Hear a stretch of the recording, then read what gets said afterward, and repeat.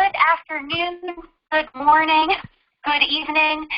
My name is Heather Cumming, and I am proud to present our Weight of Water presentation series. Today, the 18th of April, 2025, we have an outstanding presenter. His name is Mike Fanelli. He's a member of the Centerville Noon Optimist Club. He does all different kinds of social work and environmental work, and is an avid outdoorsman, not to mention a cyclist. And today he's going to speak about his experiences with water, specifically personal experiences, but also global experience. And I'm very, very thankful for your participation in today's presentation. So, Mike, thank you so much for being with us today.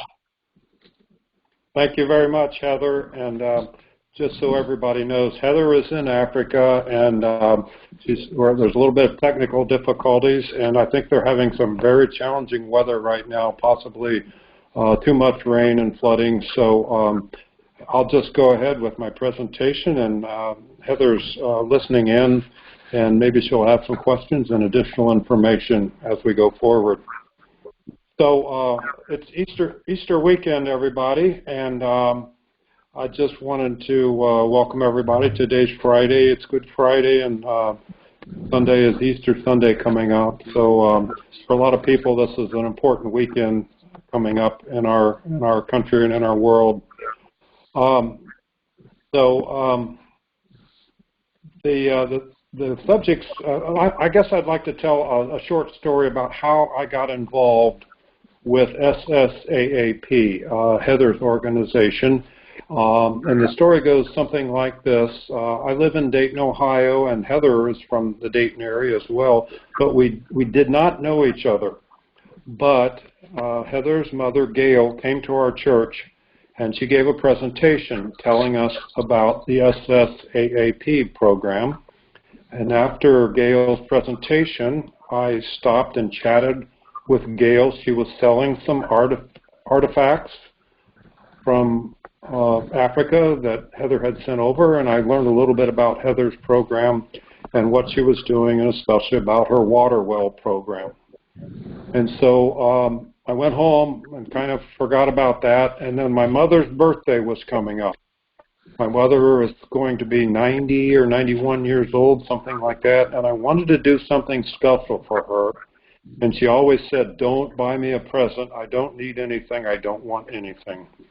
So I decided to do something kind of crazy and out there, and I contacted Gail and learned how I could purchase a water well in honor of my mother. And so Gail helped me do that through Heather, whom I had not met yet. And so we sponsored, for my mother's birthday, a water well to be dug in Sierra Leone in honor of my mother. And so after we made that contribution, and I hope you don't mind me saying, Heather, that it was about a $1,000 contribution at that time. And so about a year later, Heather sent me an email with lots of pictures. The well had been finished, and with pictures of all of the villagers and all the joy on their faces and the happiness that they had because they finally had a well where they could get water from in their own village. They did not have to carry water a long distance. And they were so happy and pleased, Heather said in her email, that they built a house for my mother in case she ever came to visit. And I guess it's the gesture of building the house that blew me away to help me realize how important this must have been to this village. And so since then, I have been a full-blown supporter of SSAAP.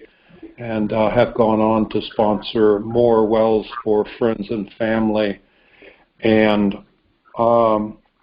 encourage others to get involved and help out. And so, Heather, I told you I'd like to ask you a few questions as a follow-up to that. Can you hear me okay?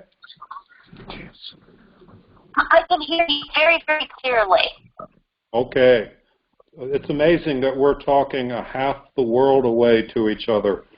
So my first question, Heather, is how long have you lived in Africa approximately?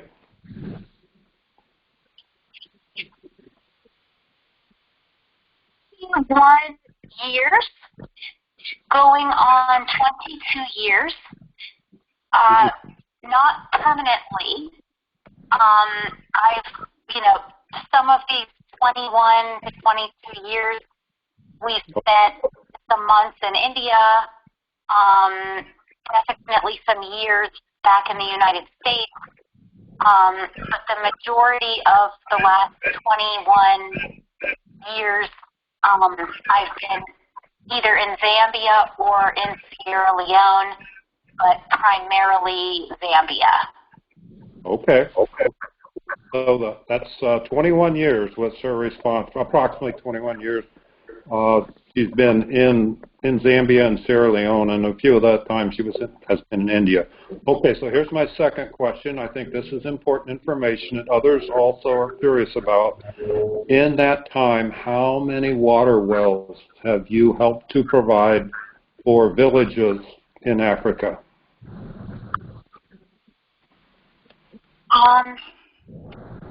So in Zambia, we have drilled over 55 wells. 55. And in Sierra Leone, I'm sorry? Go ahead. I'm sorry. 55 wells in Zambia. And we're targeting by the end of 2025 to do another 8 water wells. We did a very successful fundraiser with a school in Florida and another successful grant for a few wells from the Denver Rotary Club.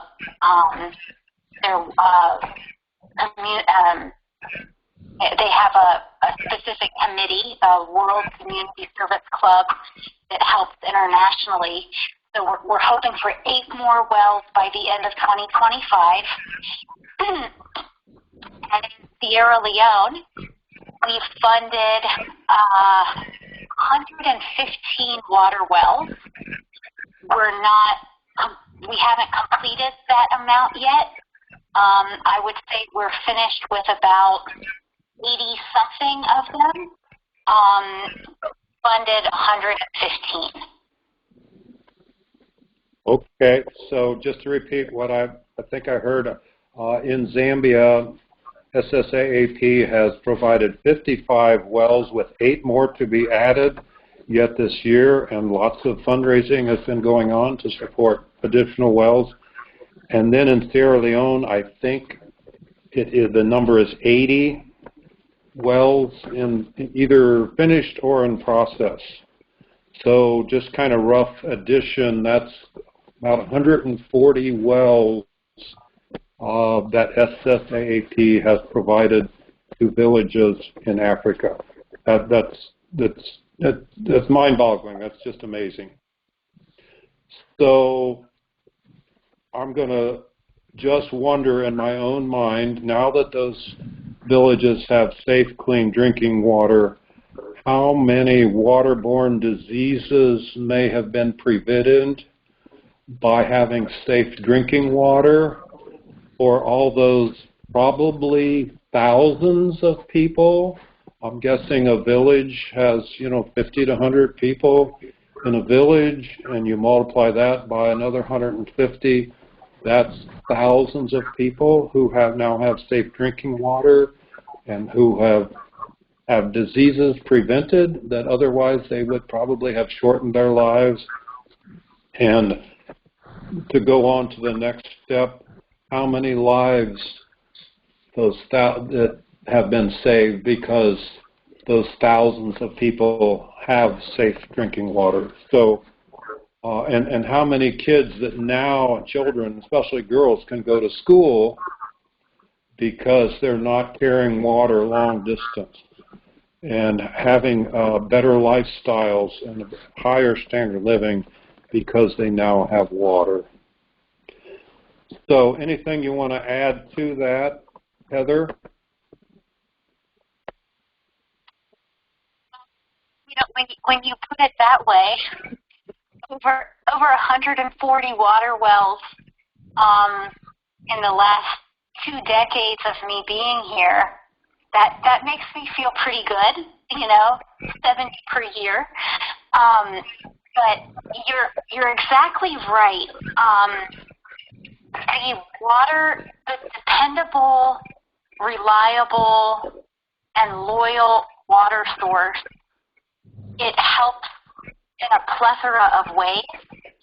And when you first were discussing the human health factor, they say that diarrhea is the leading cause of death in Africa, and it's specifically the dehydration that comes from diarrhea is the leading cause of death in Africa, and then the second leading cause of death is malaria. But when you look at the health, the ways that clean water helps with the health of the local people, it's is it unmeasurable or immeasurable? Not being able to be measured. It's intangible. Like, yes, it helps with the not having the diarrhea. It helps to not have like an open water source that everyone's drinking from, where the mosquitoes are breeding, thus causing malaria. So you've wiped out your first and second cause of widespread disease in Africa, which is number 1, the diarrhea from the contaminated water, and number 2, which is malaria. But then I'm thinking, like, as you're speaking, of the psychological impacts of the water, like, for them to know, it's a lifestyle change.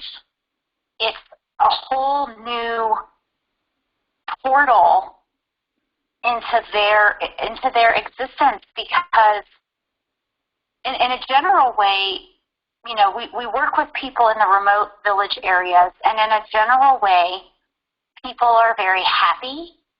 Their lives are, they're farmers, they grow their food, and they rely on the rain for that. But they have a very, positive demeanor and general joy to be alive. And they struggle, and depending on how well they know you, they'll let you know how much they're struggling. But the struggles are always the same, which is that that they're hungry and that they don't have water. And so, if they know that they have a water source, and even if that water source takes an hour in one direction to walk, to take a 20-liter container of water on the head.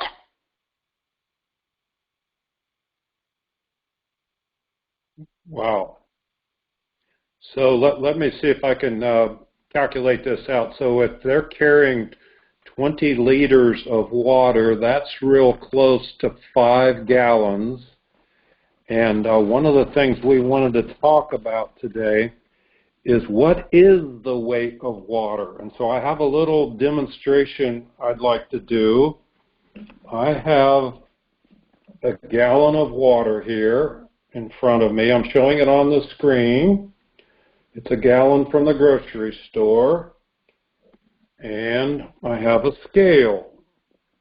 So let's just find out how much 1 gallon of water weighs, and then we'll convert that and try to get a feel for how much how much weight people are carrying when they're carrying 5 gallons. Okay, so I've got the scale zeroed out, and now I'm hanging it, and I'm exposing the scale to the screen, and it says 7.11 pounds, 7 pounds, 11 ounces. So let's, I'm going to just double check that. I thought it was closer to 8. But anyway, let's just round that up to 8 pounds per gallon. And if they're carrying 5 gallons, 5 times 8 is 40 pounds. So, Heather, you say they carry this weight on their head. Did I understand correctly?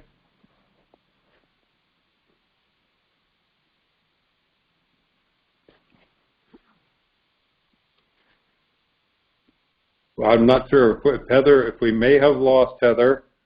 So we're going to come to a mathematical conclusion that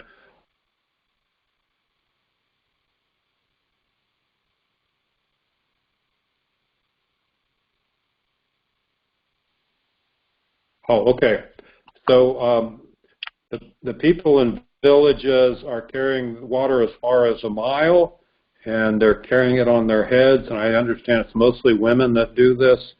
And if they're carrying 20 liters, that's 40 pounds of water on their head and their neck and their back. I'm just wondering what the long-term effects are of people's vertebrae and backs and necks from carrying that weight all those years of doing that. So I'm just going to reach out and see if Heather is reconnected with us. Are you back with us, Heather? Yes, yes. Yes, I don't know what happened, but yes, you're correct.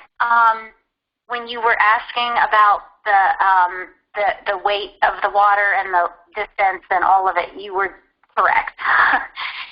Can you hear me? Yes, we can hear you now.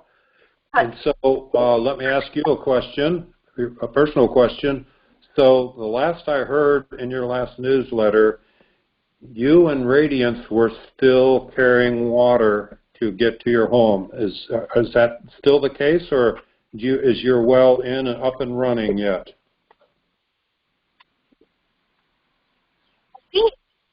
Water is wonderful, and it's we have a water well for our project,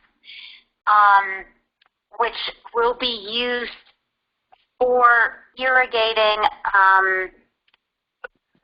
Eventually, it will be like a simple irrigation system using a water tank and a water stand and a large solar panel and a submersible pump. But right now, those features haven't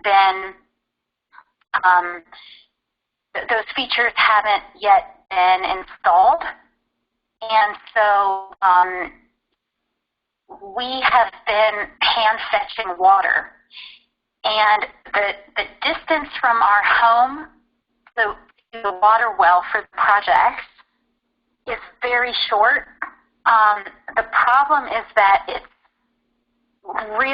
like we live on a hill, and then we have to go into like a ravine, and there's like a river, and then come back up another hill, and then walk through a meadow, and then we have our water well.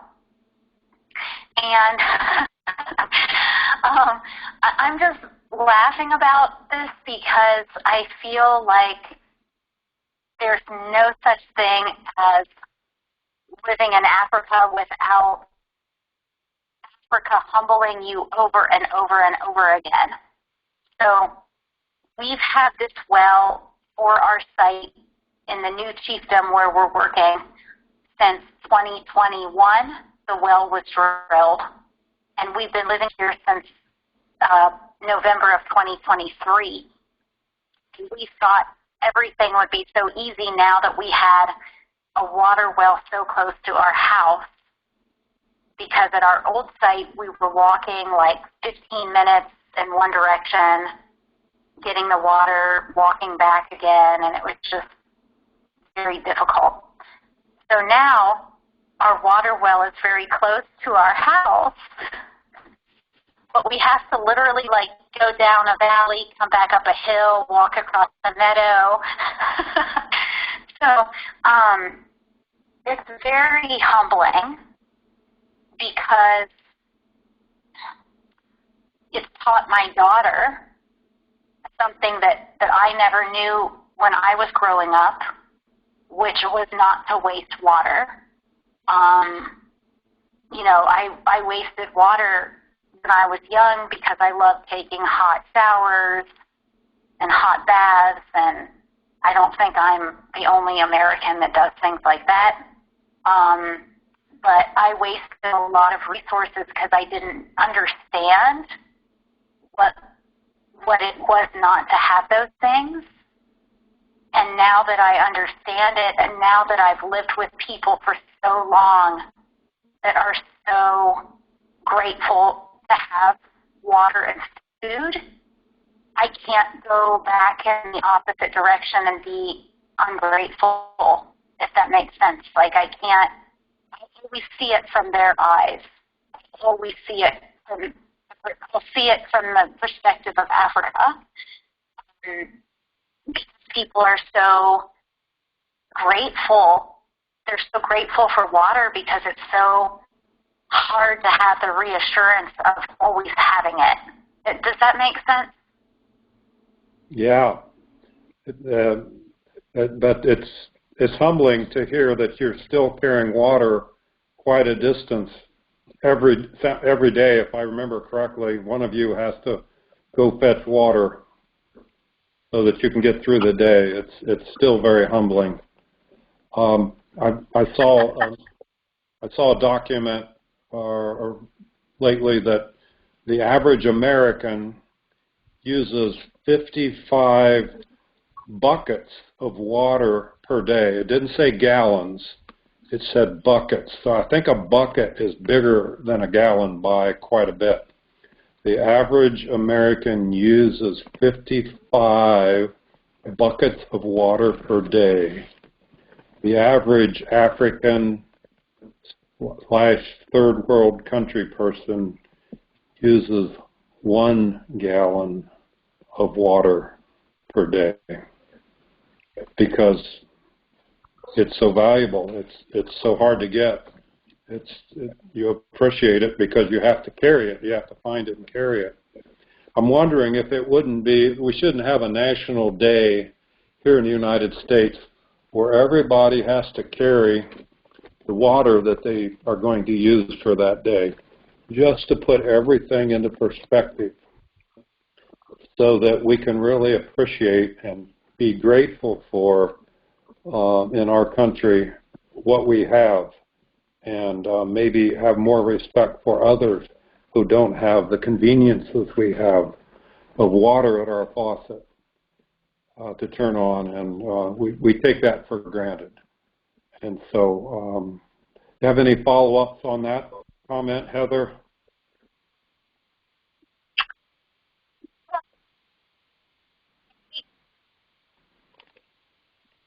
What I've learned is that I think it's impossible to not take the resource for granted unless you haven't had it. And I don't know of a way to get around that. I remember when my daughter was 2.5 years old, and now she's 15 and a half. And my mother came with her and I to Sierra Leone, and it was my mother's first trip there. And we were staying with my daughter's grandmother, and they live in Freetown in the capital city, and they have their own tap. something going on with like the piping, something of a water issue, which in Sierra Leone, they don't tend to have water problems there as much as we have in Zambia because they've got the ocean and so many natural rivers, and it's the wettest country in West Africa. And my mother and I were going to sleep, and I asked my daughter's grandmother, like, if we could have some water because we needed to brush our teeth and we wanted to wash our face and our feet and our hands because we were, like, my mom and I just felt so dirty, like we'd been walking around the city all day. And she gave us a little mug of water, and it was, like, shocking. Like, wait, we needed, like, a bucket, like at least a half a bucket. And she gave us a little cup and said, like, oh, sorry, there's a problem with the pipe or, like, problem with the city water or something. And, like, just how dirty and like, sweaty we felt going to bed that night.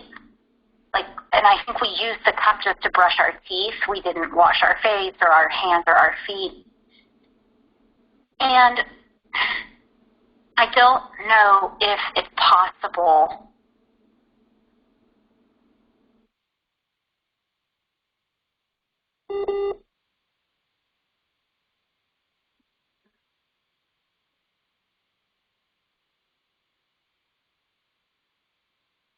Sounds like we may have lost Heather. So until she comes back and finishes her story, the story that Heather's telling is she was needing a bucket of water to clean up with at the end of the day, and her mother-in-law gave her a cup for everybody, three of them to share. That's all that she could handle or ration out, so to speak. Heather did want me to talk about Earth and the water that's on Earth. And so a friend of mine told me this story, and it goes something like this. And we all know that about 3/4 of the Earth is covered in water. So we're very fortunate to have lots of water. So about 1/4 of the Earth is land, and about 3/4 of the Earth is water. We don't think about that very much. But the water that's in the sea has salt in it. And if we tried to drink salt water, we'd get very sick and we'd eventually die because it has too much salt. We have to remove the salt. But only about 3% of the total water on Earth is actually drinkable. In other words, it doesn't have salt on it. And this is the water that falls on the land from rain. So about 3% of the total available water is drinkable, but about half of that 3% is frozen in the polar ice caps and is deep inside the Earth, and we can't get to it. So we have 3% available safe drinking water, but we can't get to it. We can only get to about 1.5% of that because the water's not available. Well, of that 1.5% of water that's available to drink, about half of that, approximately 40%. So let's say, let's just round that up to another 0.5%, is contaminated. Of the 1.5% of the water that's available to drink, 0.5% of that is contaminated by chemicals and sewage and oil and other things that make it undrinkable. So when we get down to it, there's actually less than 1% of the total water on Earth that is available for drinking. It's a pretty low number. So that kind of tells us that water is very precious and that we need to respect it and care for it and take care for it, preserve it, because it's valuable. It's a valuable resource, and I guess we don't realize that until we don't have it. And so, for example, where my son lives in Colorado, water is very scarce.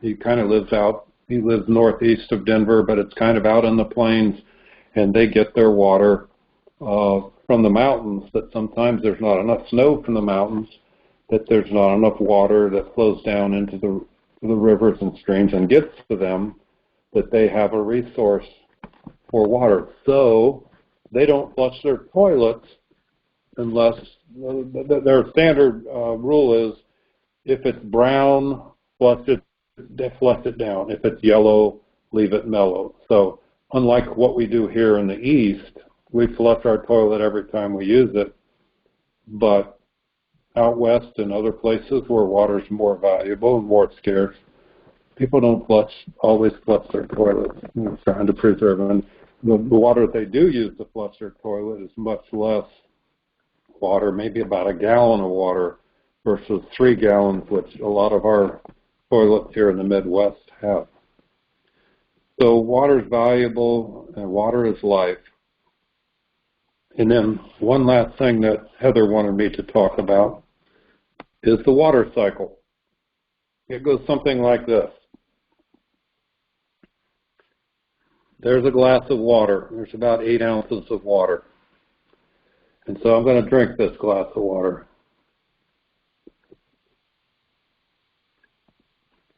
By the way, that's about how much water Heather's mother-in-law gave 3 of them to brush their teeth with and bathe with. So think about that.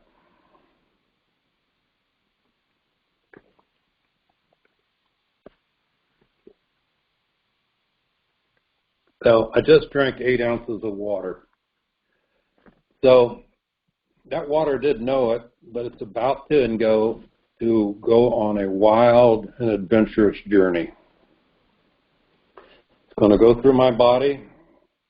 Some of it's going to evaporate as perspiration or sweat, not very much of it. But most of it's going to flow through my body and renew the organs and refresh the bloodstream and make my blood flow better. And eventually it's going to go through my livers and kidneys.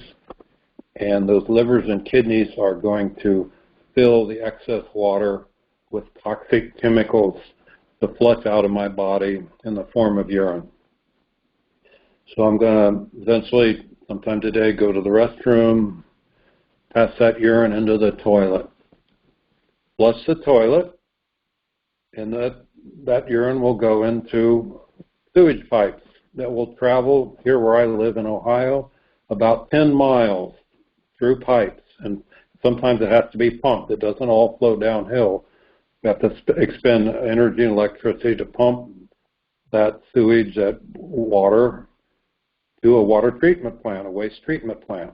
It'll go through filtering and some chemicals and some aeration to get fairly well purified, not completely redrinkable.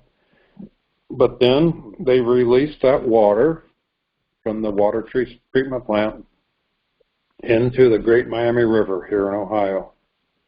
The Great Miami River flows from Dayton down to Cincinnati, where it enters the Ohio River.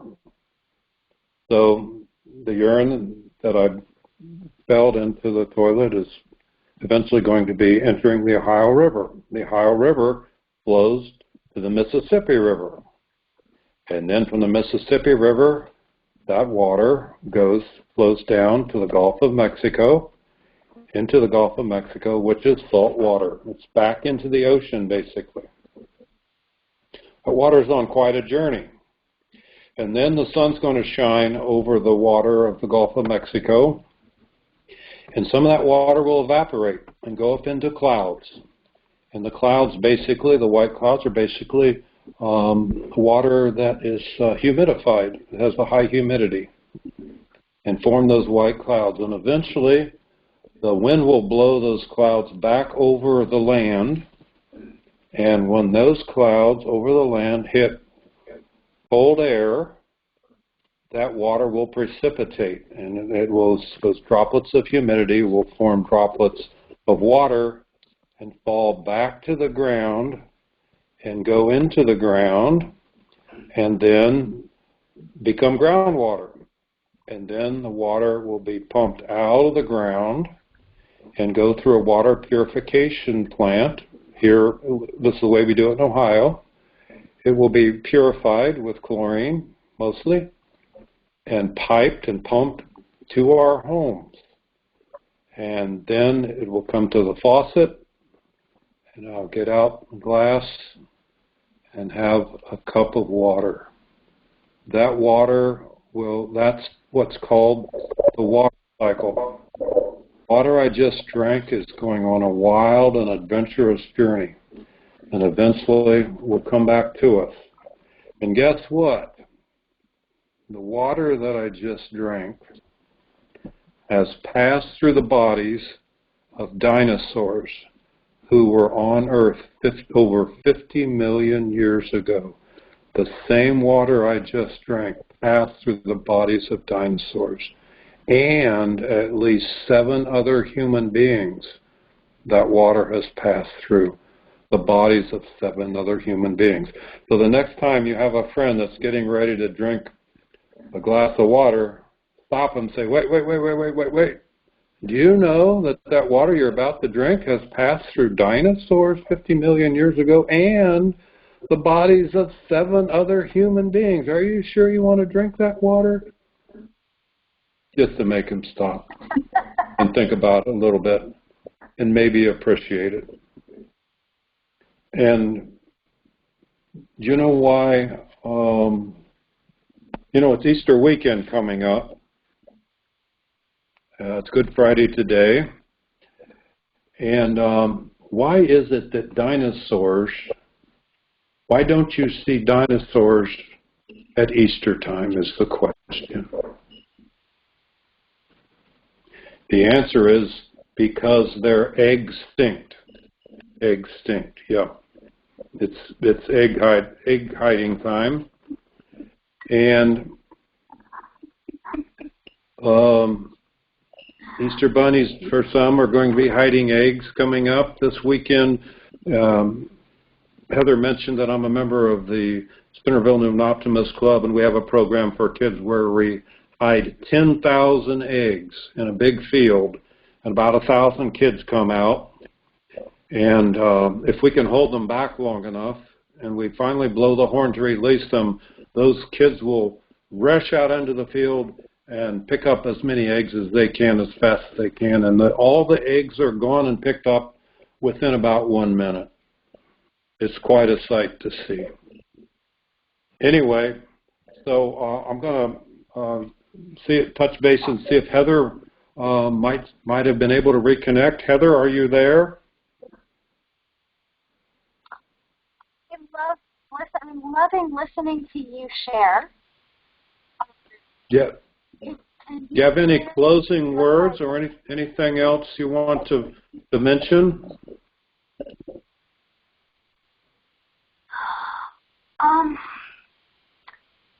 Well, I'm just fascinated by what you're saying, and I didn't know any of it, but how you're saying that the water that you're drinking, like it's journey. I'm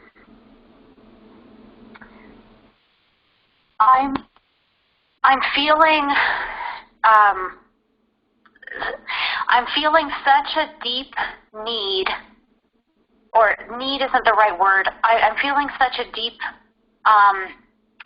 connection within myself to understanding a lot of the disconnect that I think human beings are feeling with each other right now, all over the planet.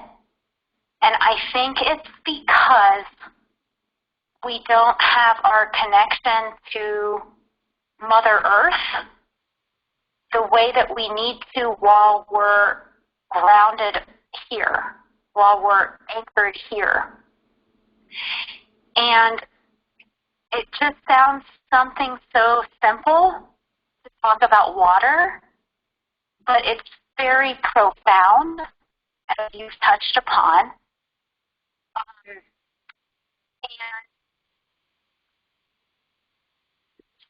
the that we're doing in Florida, the little boy, I think he's 12 years old, that gave a presentation to his school. I'm friends with his mother, so that's how he came to know about our work here in Africa. But his mother just sent me a message, like, we tried to raise funding for 2 wells, and I think we're going to be able to do 5 because we raised more funding than we had hoped for.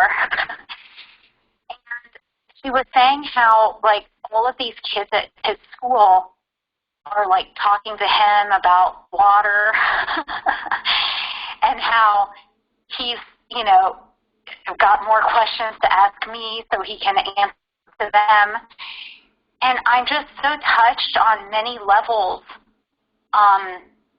because, like, part of the deep part of our human experience is with water.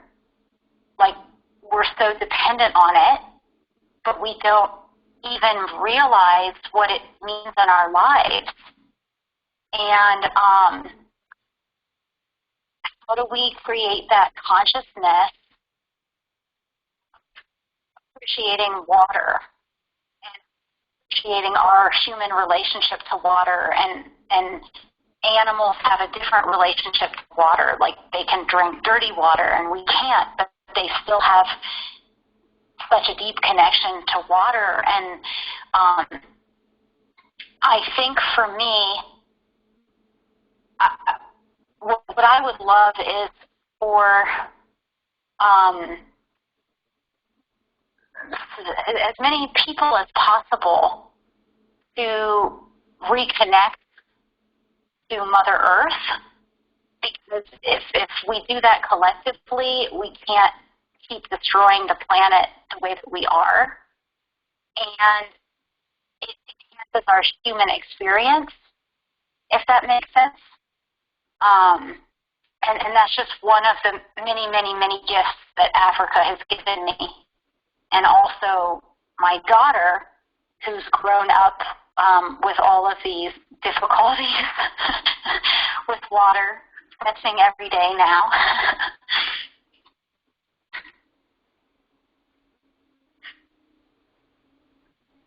Wow.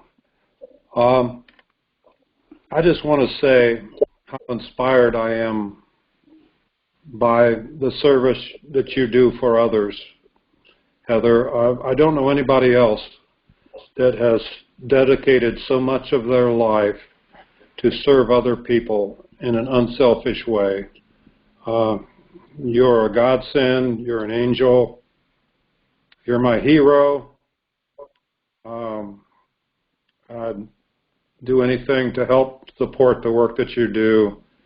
And I think many people share the feeling that I have, that we just want to all thank you so much for your dedication to the program, to your spirit, to your belief, to what you're doing to serve others. You're my idol and hero. You're right up there with Gandhi and other people who have done things to change the world. So thank you so much for what you do and what you have done and what you will continue to do, I know. So it's an honor to be a friend. And thank you very much, everyone. This will be the end of the recording, and hope everybody enjoyed it.